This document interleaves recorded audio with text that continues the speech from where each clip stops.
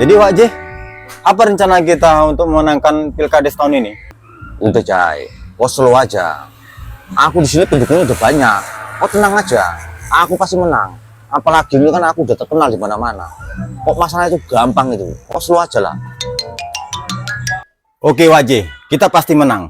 Kita sukseskan lagi dinasti kita. Oke Jai, itu gampang. Yang penting proyek kita di mana-mana aman. Ayo, cabut. Oke.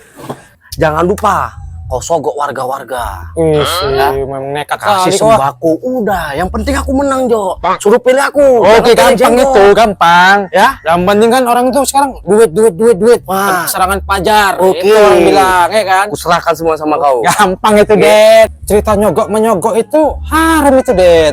Udah, Jo, tenang aja kau. Di politik itu nggak ada yang namanya haram.